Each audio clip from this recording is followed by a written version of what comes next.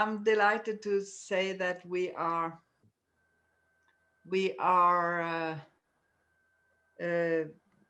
have the pastors here from Norway.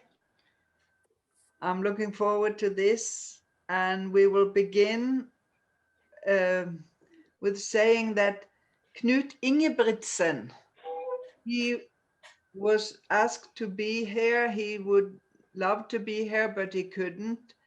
So I will say that he is 83 years old and have a son, Hans Christian, and the daughter, Solveig, and two grandchildren, Morten and Erik, and they have a good life. So that's the greetings from him. So then I will give the opportunity to Gunnar Christensen to have the devotion. Gunnar? Yep, thank you. Can you hear me? Yes. Good, good. I'm very happy to be here. And so, and thank you, Anna-Britt, for this opportunity. I think it's wonderful. And because, we pastors, we live kind of far away from each other. So it's not so easy to meet, even though we are in the same country. But that's how it is. So nice to hear. It would be very nice to hear from every single one of my colleagues who has been to Mindekirken. Well, I like to remind you about John chapter 3 and verse 17. For God sent not his Son into the world to condemn the world, but that the world through him might be saved.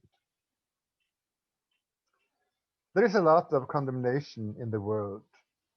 Religious groups often fight against each other instead of accepting that we are one big family.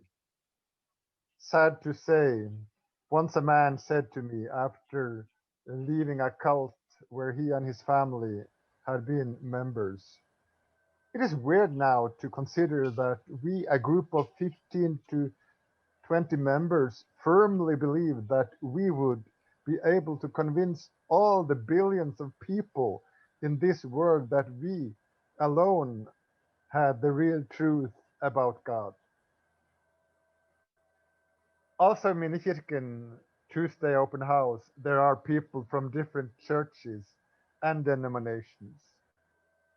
I have been together with you a few times, also quite lately, before the pandemic. And I know that the spirit in your group is kindness, openness, and love, and respect for each other's belief, which is exactly what the Bible tells us today. Whatever kind of life you have, whatever things we might have done, Jesus has a message to us all. He does not condemn us. He calls upon us to be saved. That is his purpose, not to condemn us evil doings, but to save us from them and from the evil we do every day. The most well-known sign among ships on the all seas is probably the signal SOS, meaning save our souls. That is the message we can send to Jesus also today, who did not come to condemn us. Please, Jesus, we beg you, SOS, save our souls. And he will always listen to our request, simply because he is Savior. That is his purpose. So then we know that our signal, our request, SOS, that prayer will always be heard and answered. Let's pray. Jesus, bless us all today and save our souls. Amen. Thank you. Thank you. And then we will begin to hear about how they are and what they have prepared to say in 5 minutes. So, Harry, your turn now.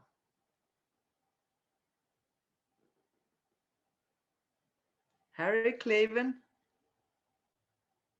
are you there?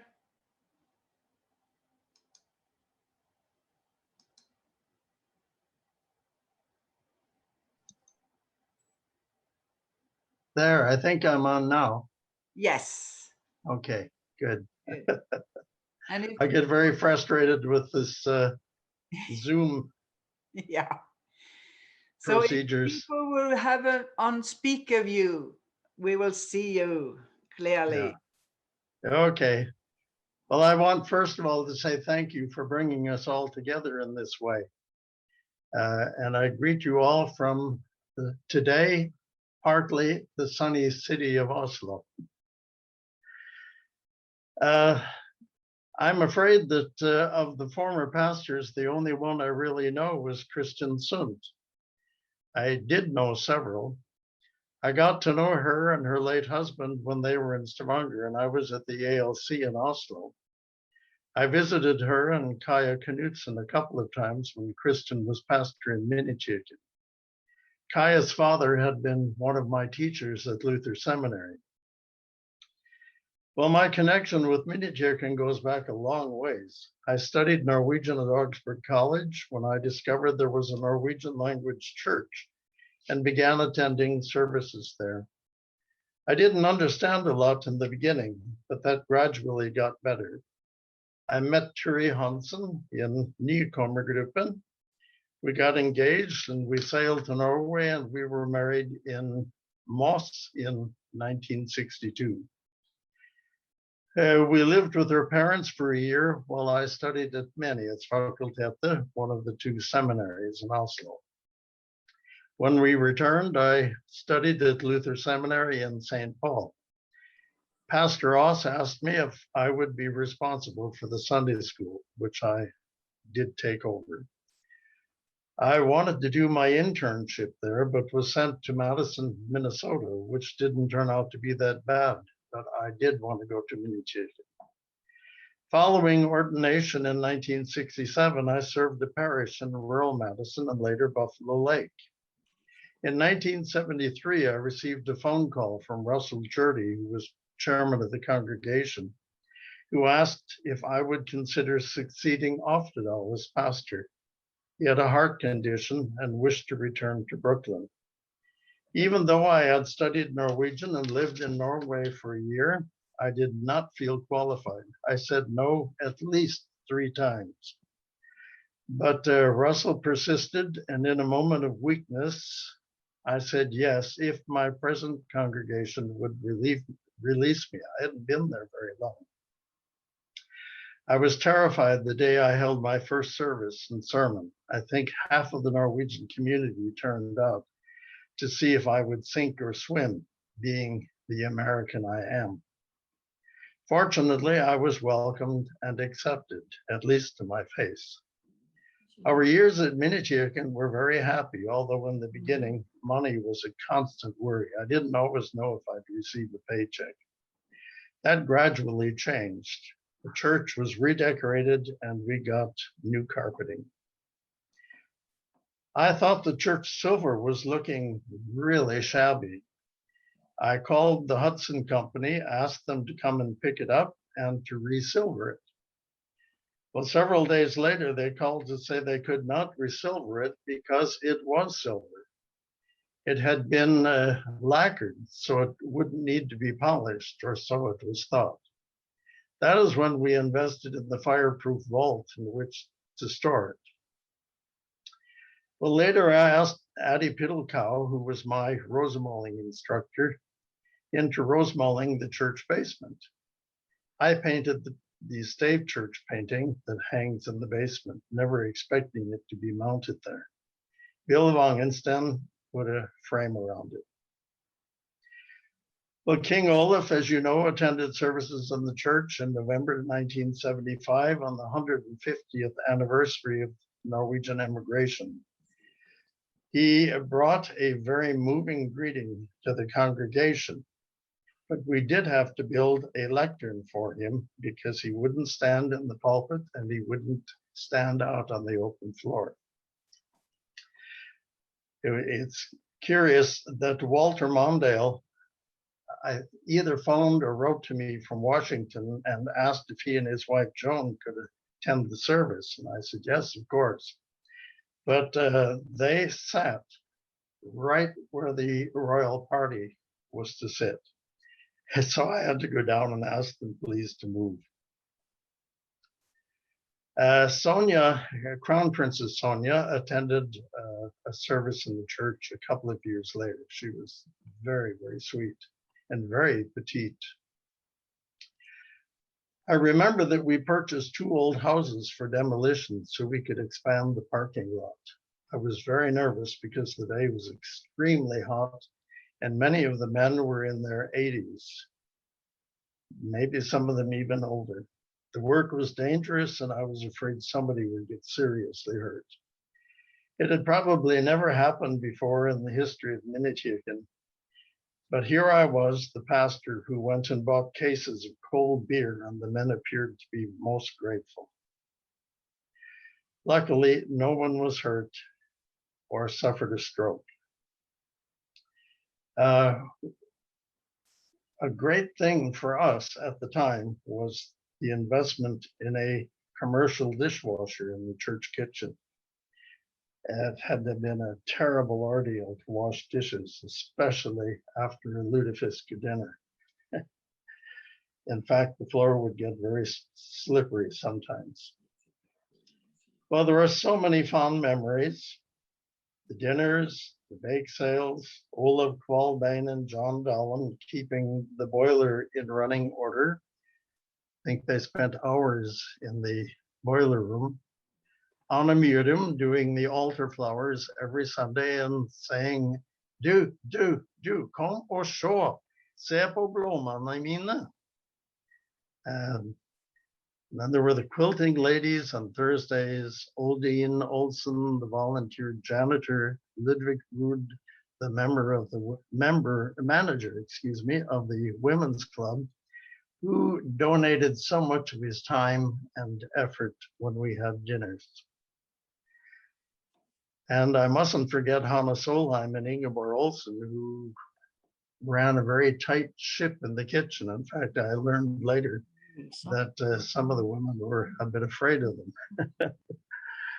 Well, I could write so much more, but this will do for now. I have written my memoirs for my children, and there's a long chapter on Mindekirken.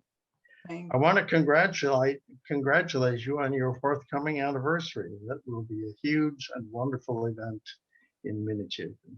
God bless you all. Yes, thank you very, very much. And now the turn is Björn Sørensen. Are you here? Björn? Show yourself if you are here. He's not here. No, he's not here. I go to Gunnar Christensen then.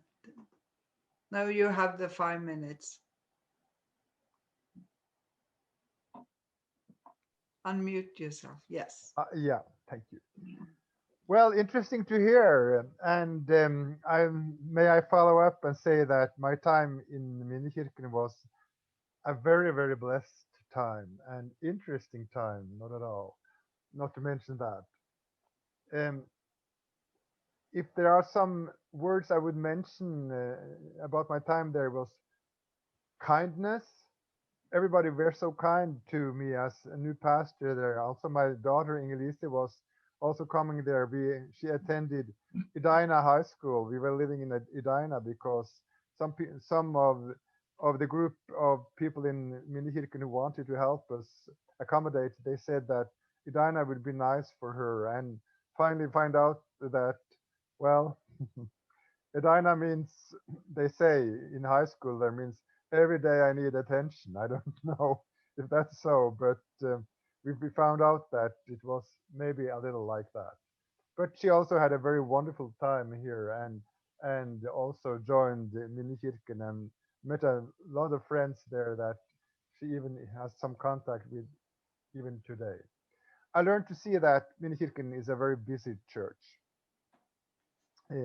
Almost every day something happened. It was volunteers coming in and out. They help with the communicator when that was going to be sent out. One day, a day in November or something, 1,200 Fattimen should be made the same day.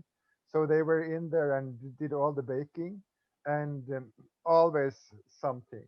We actually started the Tuesday open house then. It was a minor group meeting then, back then. I brought my guitar and we had to sing along every time. From time to time, we also had some speaker or somebody who came and introduced some topic to us, but not the way it is today. Thanks Just to Marilyn and many others, it has become such a great success lately. Um, I also remember that we started a youth club there. Where I lived in Edina in the condo there. We had a pool and a party room beside the pool, so we were able to have that once a month. So the pool parties was very interesting and very. I think we had up to 10 to 15 young people, teenagers coming. You know the Morrison teenage boys. They were teenagers back then, and a lot of others came, and that was so fun. We also had a confirmation class actually. Four confirmants. Kaya, your son, Jens was there, remember? And we had a lot of fun things because we find out we cannot just talk when we have confirmation class. We had canoe trips, we had downhill skiing trips in the wintertime. So it was so much fun also for me. Just that some of the confirmants they said you should go down there, and I found out afterwards it was the steepest slope of them all. They didn't mention that to me before I went there, but I never broke anything, so I guess I was lucky. So that's how it is. Um, During the time I was there, well, when I first came there and looked into the position, they presented to me the idea that they would build an addition with an elevator and offices and so on, and all that happened the short time I was there. It was amazing to see how fast all that those things came. So just a month before I left, I was able to move into the new office where I guess you are sitting now, Anna Britt, and it was such a wonderful change because everything was so much more easy and so much more modern and much more spacious. And the elevator, I cannot even imagine how Minikirken would manage today without the elevator. More and more people who have some problems with walking and steps and so on up and down are coming and attending Minikirken. So the elevator was just such a blessing to the church. What I remember also is the teamwork. Kaya always so kind and helped me with all the things I didn't know as a new pastor who didn't know so much. I'm sure all of you can say the same. That without her we would have been lost at least in the beginning. And Jim was the director of the choir and also playing the organ back then, and all those guys I remember. Jim introduced me to a very interesting group. That's the last thing I would say. We called it I Love a Parade. And that was some work we did for homeless people around the church, where we gathered um, stuff that was used, have been used, costumes that had been used for parades and for theaters, and we had some sewing machines that they were all this was transformed into future dolls and hats and stuff like that, very fancy stuff. We had a professional uh, person who did all these, and she said that I asked her once, how do you consider people, homeless people? Many of them are into drugs and so on. How are they in looking into the artistic world?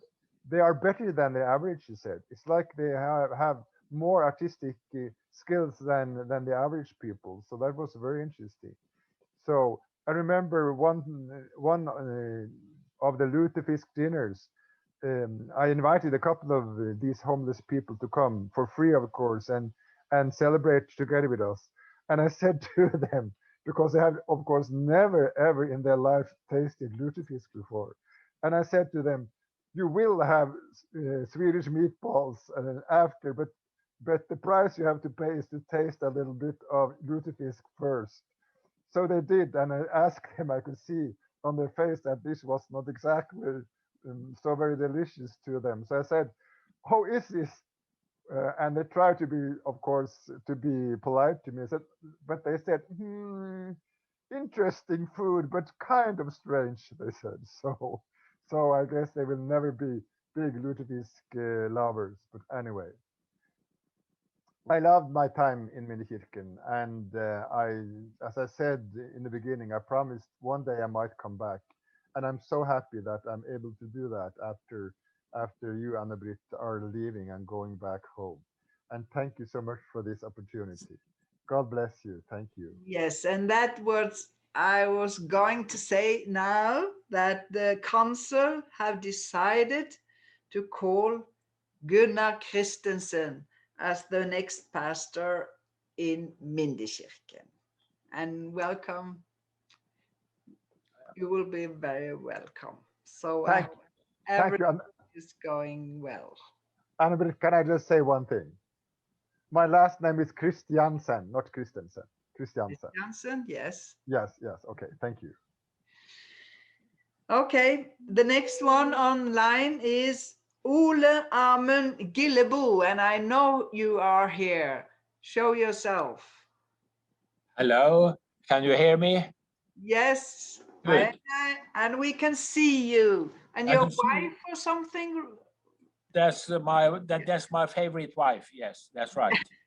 Very good. Yeah, I muted. Hej allesammans. Hello everybody. I muted, yeah. I hope you all are fine.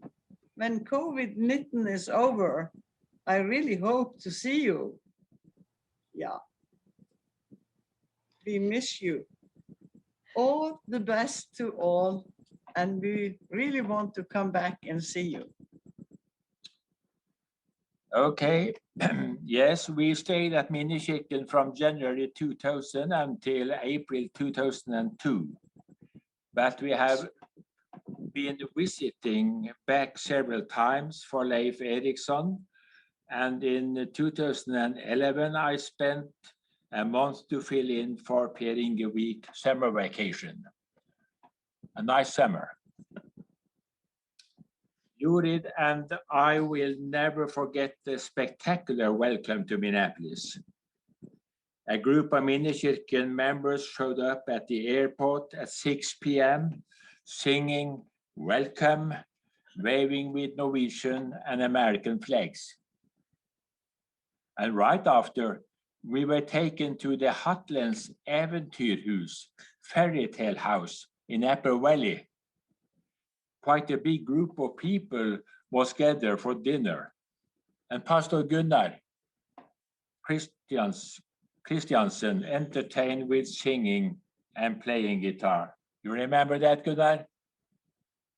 Good. And early next morning, Orlin Kringstad took me to Sons of Norway place for 17 Mai committee. And when I entered the meeting room, the committee said a nice welcome to Minnesota, and they said God 17 Mai in Norwegian. So the first day and night in Minneapolis was quite spectacular.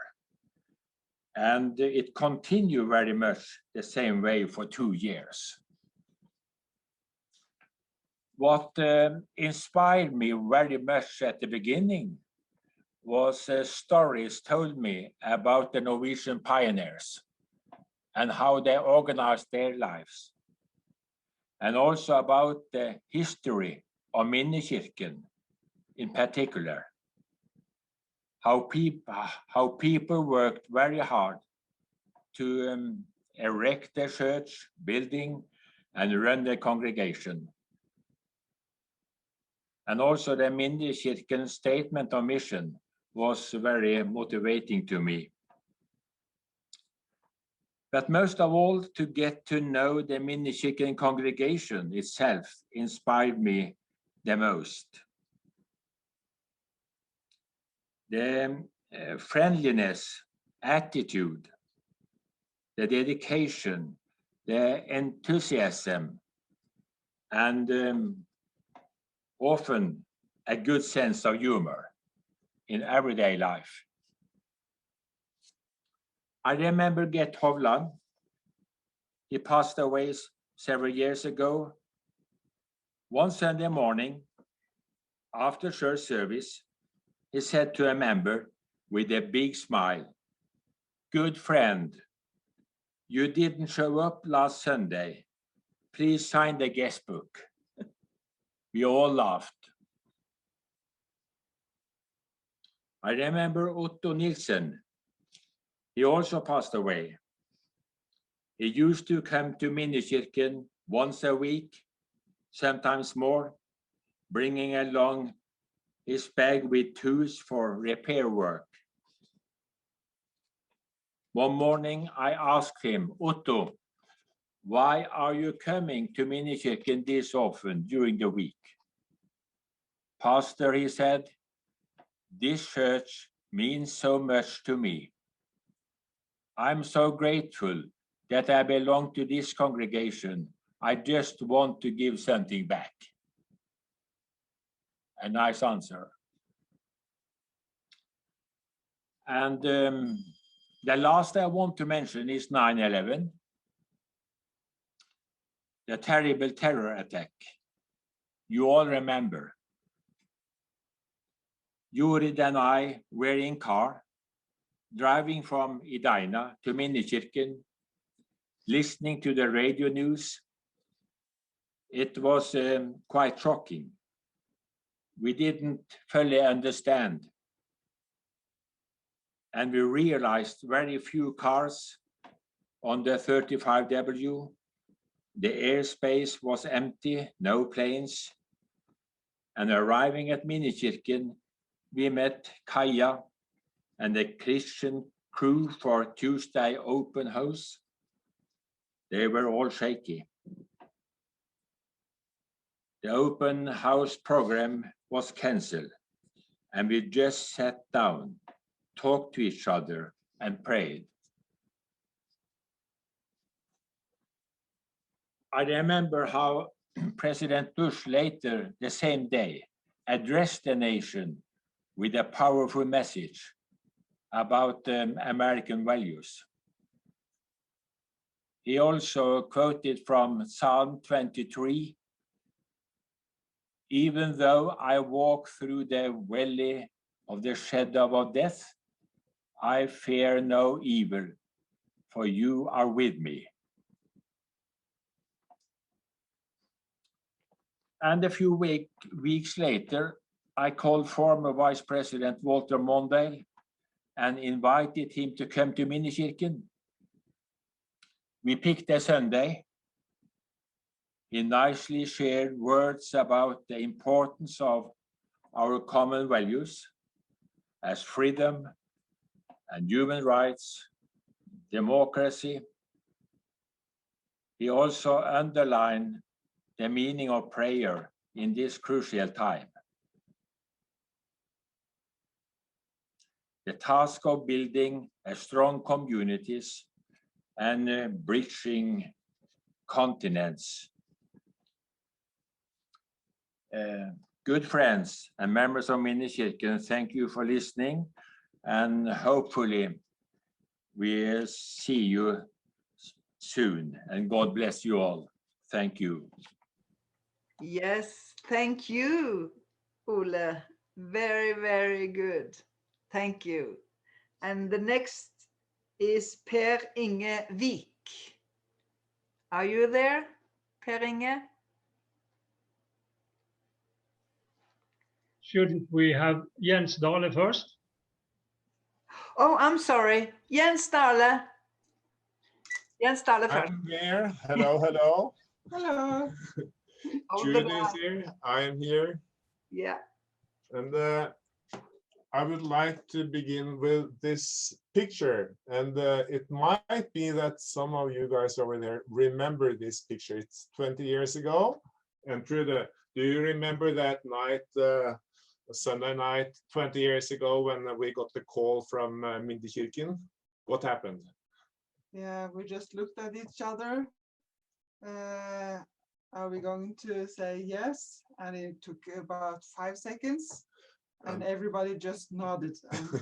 Yes. So our 3 teenager girls and Trude and I decided to say yes to the pastoral position. And I remember one of the pastors in the Norwegian community saying in a prayer, "Lord, we thank you for getting 5 at the price of 1." So we kind of came as a package. And now I wonder, are you able to see what kind of a painting it's behind me? Do you see the skyline of Minneapolis? I actually liked to jog around Lake Harriet and Lake Calhoun. And sometimes there are artists, painters standing along the shore. And one time on a jogging tour, I just stopped and asked one of those painters, "How much do you take for this picture of Minneapolis?" And then he said, I think it was $400. And it came to the church the next day, and I brought it home. So it's the main feature over the couch in our living room right now. But Trude, what do you remember best from the time at Mindekirken? The first person I met was Kaja, and she just looked at me and said, "Trude?" Or was it I said, "Kaja?" Well, I didn't know that she was the one I went to Sagavoll Folkehøgskole with many years ago. So that was quite a reunion. And of course, what stands out is all the nice people we met, like Jorunn and Finn Henriksen, who invited us for celebrations with the family. And of course, yeah, it's dangerous to mention names, but I will do it either anyway, because Ines Jökullin, she was the first one who just hosted us the very first day we came there. And Ålin and Marit held this enormous parties, and Reidun Mauritsen, she meant a lot to us, and so forth. And so forth. I'll tell you about one open house event. We had been to the lutefisk dinner and the rømmegrøt luncheon and so forth, but I wanted to have stew. That means stewed meat and vegetables. Lapskaus, yes. And we recruited a lot of open house people to cut the vegetables. And we made 8 big pots, and we expected a lot of people to come because Knut Buen was going to play the Hardanger fiddle at the open house the next day. So I think there were 250 people. But when we arrived the day after to the open house event, it was an ugly smell all over the church, and it had been too warm, and 3 or 4 of the big pots of lapskaus were spoiled. We just had to throw them out. And Trude, I think you went over to Maria Sandvik to ask, may we get back the hot dogs that we gave you after 17 of May last year. So we could feel all the people, and it was a lovely event. And except for that, we cherished the services and the concerts and the treasure chest sale and all those interesting things that we were a part of. And Jens went over some months before me, and Kari Friel and him went around to look for a house. How many houses did you look for? I think we looked at more than 50 homes before we ended up in Bloomington, but that was a good one, so we had a lot of fun there. We had a big garden, and we had lots of people from Mindekirken at the garden party? Mm. Was it like 50 or Oh, we had more than even 100 more? people, yes. Mm. Maybe we should adjourn telling that Janne, our second daughter, she married Tyler, who is an American guy. So we got The best from America. 3 girls back with 1 son-in-law. So thanks for listening. Yeah, thank you very much, both of you. And now it's pairing a week. Yes, here we are, Karin and me. First of all, I want to greet you with a greeting that you have over there that we miss here in Norway. The Lord be with you. And also with you. Yes.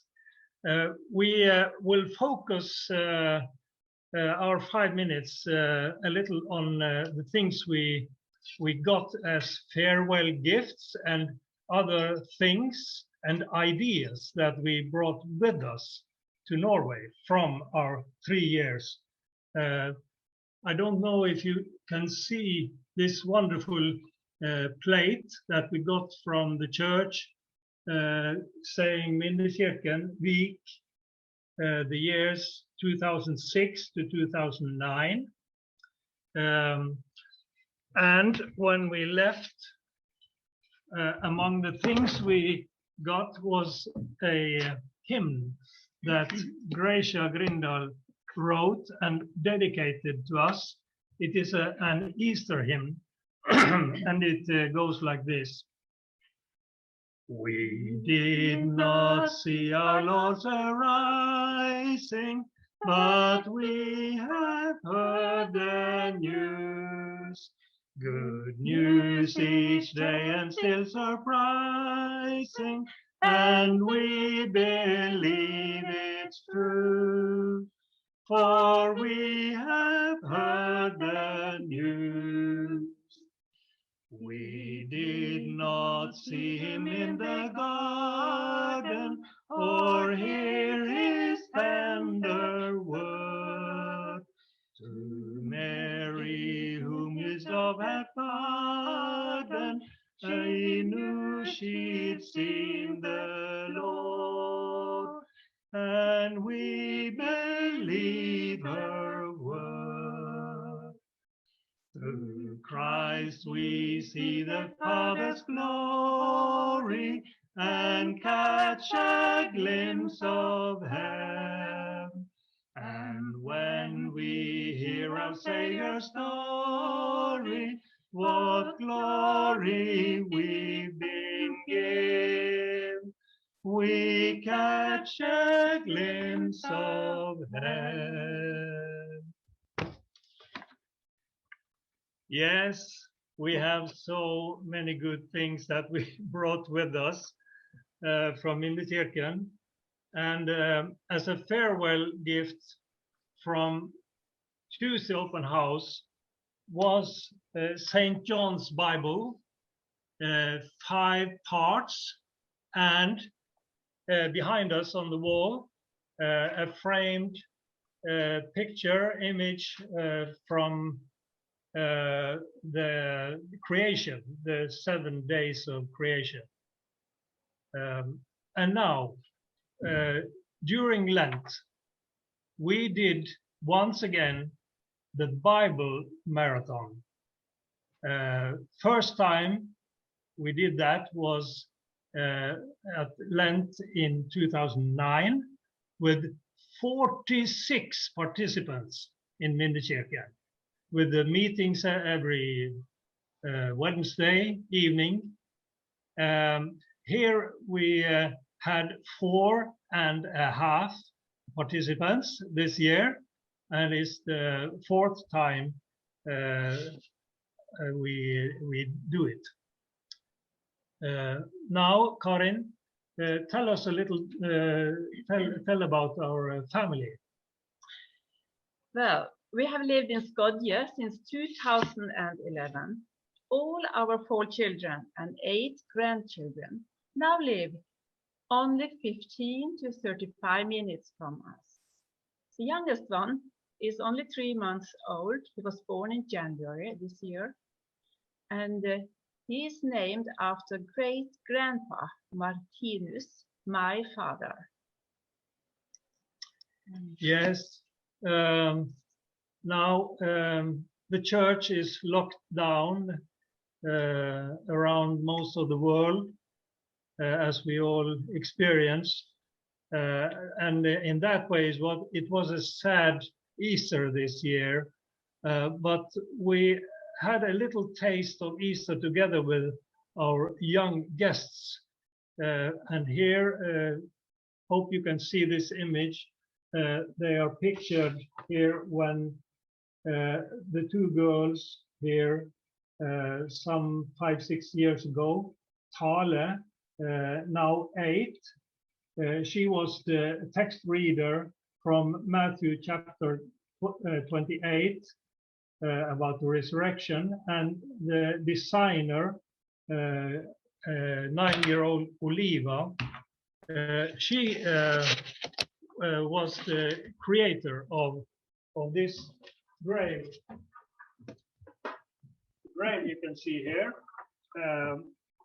On Good Friday, the stone was in front of the grave, and Jesus was lying in the grave here, wrapped in a cloth, white cloth.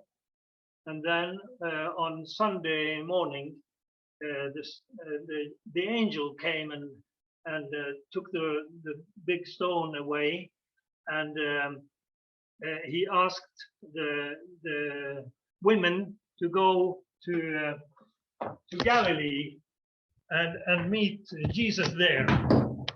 So we recall this with our young ones, and they went to look for the sign to Galilee, and they found their Playmo Jesus risen, and yeah, that was a little taste of our Easter, and we taught them to sing Påskemorgen slukker sorgen, and yeah, we had a great Easter together.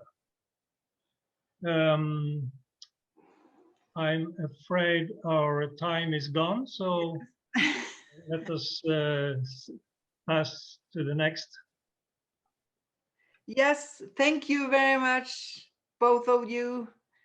Good to listen to you.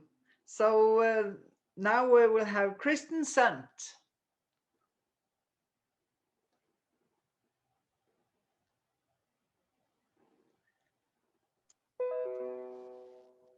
Okay, did I do something wrong with the view? No, no. we see Okay. you. Okay. Yeah. So thank you for giving me some time as well. I stayed at Mindekirken from 2009 until 2017. It was a wonderful time in my pastorate to stay at Mindekirken. I learned a lot, and I met some very many interesting people. It was always something happening at Mindekirken, and the very interesting thing is the connection points between the US. You know, we were the cross point between the US and Norway, and I experienced that a lot because we had not our own, just our own people and everybody else, but we had a lot of visitors from Norway, and it was a lot of fun. I was very much involved in Tuesday Open House, so it's fun to be back, being able to participate again in Tuesday Open House. I spent many Tuesdays together with you all, and I think I probably remember many of you that are tuning in today. I thought I would share a couple things that I thought about, and that one of the big things that happened in the year of Mindekirken was, of course, the Leif Eriksen festivals that happen in basically in October every year. And in 2012, we celebrated the 25th anniversary of the Leif Eriksen festival. And that year, we were lucky to be able to host the leading bishop of Norway, Helga Byfuglien, Helga Haugland Byfuglien. We had put in an invitation to one of the bishops in Norway, and we were very lucky to get her to come, and she came fairly soon after she was elected to this new position back in 2010, I think. So she came and visited us in 2012. She hadn't been very long in her position, and she had family in the Midwest, and she brought her husband, but she also brought her assistant, and his name was Christopher Solbakken. And the interesting thing is now that he is my dean in the prosti, which is in the deanery of that I belong to here locally in Nordre. So he became the prost, or the dean of Land og Hadeland prosti, just at the turn of the year this year. And I got to know him, when he came with Helga Haugland Byfuglien to visit Mindekirken and also do other things and meet people from the ELCA. So, you never know where you're going to meet people and where you reconnect with people afterwards. And he, for many years, he was the general secretary for the Bishop Conference, and then it was in that capacity he came with her. But then he decided to become a dean. He still lives in Oslo, but he serves our area. We are the kind of the northern end. We are situated around a lake called Randsfjorden, and we are the northern end, on the northern end flank of that territory.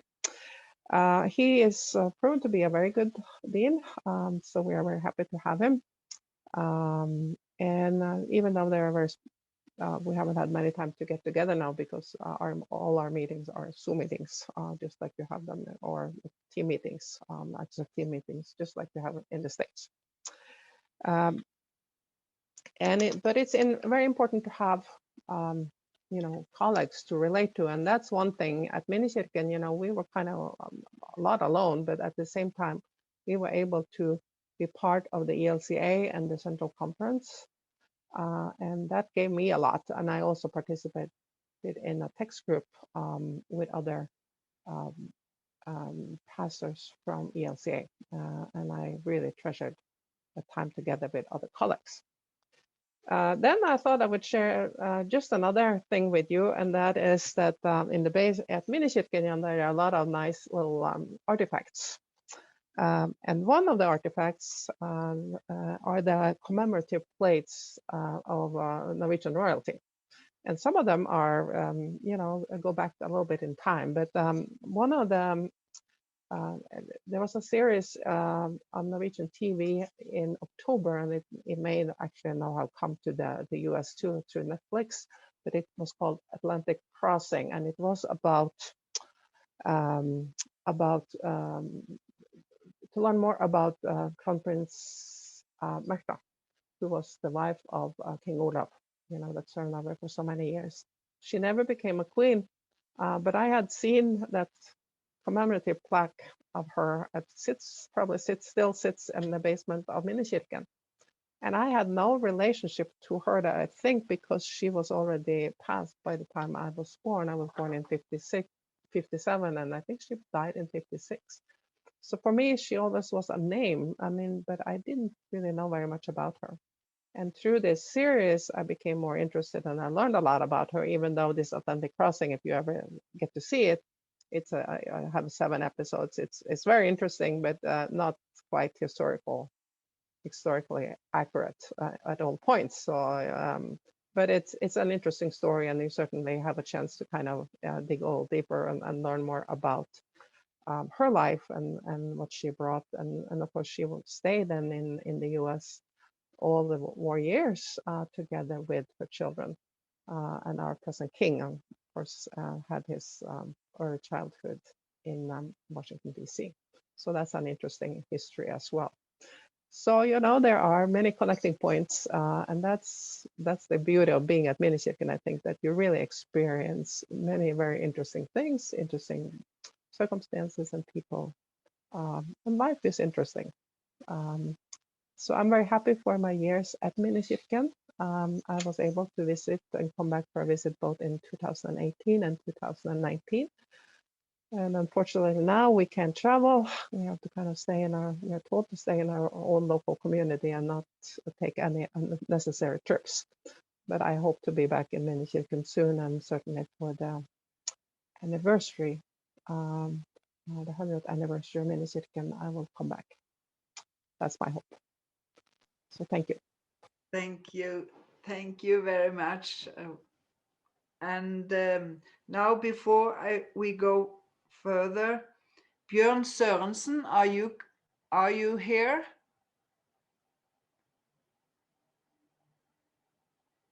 Bjørn Sørensen? No, he is not here. Something have happened with the Zoom. So then I will give the word to Jorunn Raddum, and she will later have the blessing. Vær så god, Jorunn. Thank you very much. And thank you for including me in this very fine meeting. You know, I have never held a position at Mindekirken, but I might have known Mindekirken longer than most of you other pastors, actually, which means I've also heard about all of you and seen your pictures in the hallway. I'm going to, well, you, Anne-Britt, you said we could share about Mindekirken or about something else, and I have actually chosen the or, which does not mean that I'm not very, very fond of Mindekirken, and we always refer to it as our home away from home, because that's really what it is. But I'm going to show you some pictures about something that is very meaningful in my work right now, although starting with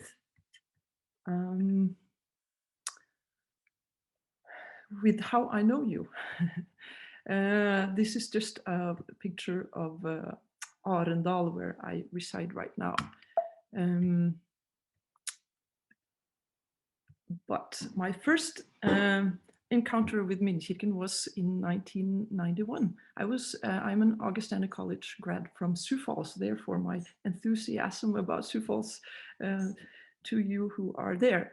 But I continued in my studies at Luther Seminary, and I drove there in my '69 Cadillac DeVille, which you see there, and Torgeir Havgard was the pastor at that time. He's well, your pastor Mauritzen had just passed away, and Torgeir and Berit were the ones filling in before the next one of you came. 20 years later, I was able to take my whole family back and stay in Roseville for 2 years. And then Kristin was our pastor, and Russell Erickson was our Santa Claus, and the children were able to join in and participate in the Lucia happening concert at the church. So I served a few months in the summer of 2017, just before I was able to get the pastor's position in Arendal. This is the church in the middle of our town, where I'm also the dean at this time. Arendal has about 44,000 people. It's the oldest town in the southern Norway. And it's a town with many faiths and religions. And there has been conflicts between groups. Therefore, some of us have wanted to contribute to an understanding between us, and we have formed what we call an STL group. And STL stands for Council of Religious Life, Religious and Life Stance Communities. The two main goals of this council are to promote equal treatment of us all and to promote respect between us through dialogue. The members of this group are from Adventist, Muslim, both Shia and Sunni, Salvation Army, Lutheran, Free, Norwegian Humanist Association, Catholic Church, Methodist, Pentecostal. So it's a very wide range of faith communities coming together, and I would say our basis is friendship. Actually, we've become very good friends. And what do? We gather politicians to speak with us about how they can contribute for everyone to have a good space and opportunities for their faith in our town. These are the leaders of 10 different parties in Arendal, and they were gathered to speak with us about this during Arendalsuka, which is 1 week in August, where all the politicians of Norway, so to speak, are gathered in Arendal. And during this week, our group puts on these orange vests, and we are dialogue hosts, meaning we walk around and showing that we are from different faiths and we interact. And how do we interact? Well, we have this is how the town looks like during this week. You see the church with all the tents. Political parties promote their viewpoints, and the police are engaged here at Muslim stand, because a right-wing group called Siam, who wants the Muslims to make less of an impact in our country, they are provoking and trying to pick a fight, and the police are intervening.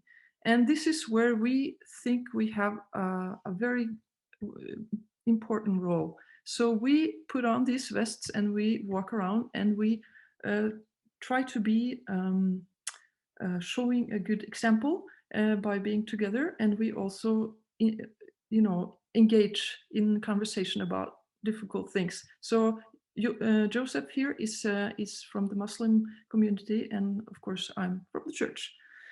But we do other things as well. We here is from the mosque. Is Elohe, and this is the leader of the Humanist Association, and this is the Catholic priest, and I'm there, and this is the chaplain at the hospital. And so we have had conversations about how can we make this chapel space work for everyone, for all the faiths. And we've done this at the hospital and the same in the prison. The church has the most prominent role and most positions in the hospitals and in the prisons, but we are helping other faiths to make it their prayer space as well. And a happening a couple of years back, before Corona, this is the inside of our cathedral, and we have made a long table there with 80 chairs, and they were filled with people from different faiths and religions, and we were sitting 2 and 2 and sharing about our lives and what we think are important things, and then also had a larger dialogue at the end. And I think that was it was just such an amazing thing to see, to look into the cathedral and seeing everyone sitting alongside each other and listening to each other. And this is our mayor. He's in the right bottom corner there. He invites all of the religious leaders in our community to a Christmas luncheon. And it's a nice place to meet. It's a neutral ground. You know, we don't discuss what our differences, but we share what is common between us. So we're really thankful that he's so open to us all. And I end with a picture from Arendal, Minnesota. There is such a place. It's very small. It's maybe like 19 people live there or something like that. But it has a nice saying on the sign, "Give thanks to the Lord, for he is good." Og takk for meg. Thank you for having me. Thank you very much. That was very interesting for us to hear. And we hope that you will be able to be with us this fall coming. Yes, I hope so too. So the plan is that our family will be there this fall, and Gunnar, I will bring a confirmation candidate that you have to teach this fall. My daughter Josephine, she's if you will have a class, that would be fun. I will be happy to anyway. Thank you. Yeah. So then we will say we are in the time is 12 o'clock, and we will end this soon. But first we will have some announcement. Welcome to online churches for Mindekirken in Norwegian and English every Sunday, and you will see it whenever you want, from the whole world. And this and now we will have some more information.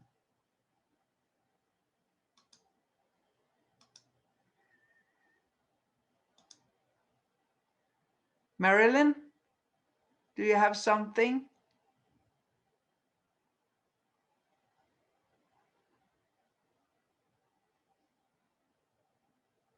Marilyn?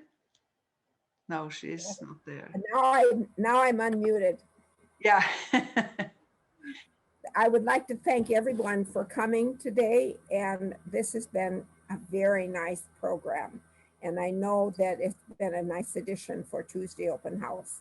Thank you, Anna Britt, for organizing this. It was a very nice idea, and so we appreciate that.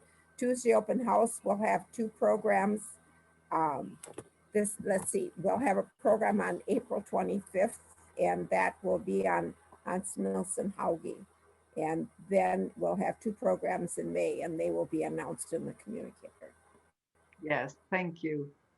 Can I say, just comment a couple of things? Yes. Okay, quickly. Okay, to Kristen, Atlantic Crossing has started on PBS on Sunday night. And yeah, we're addicted.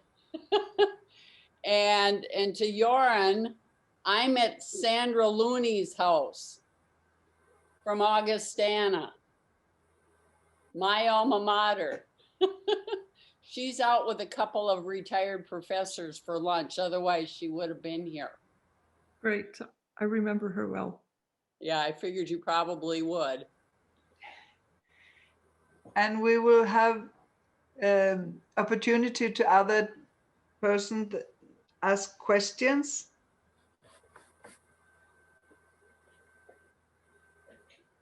Mary Jo, please, Mary Jo, yes. Yes. There you are. Thank you. I really enjoyed this. It was wonderful to see so many friends from Mindekirken over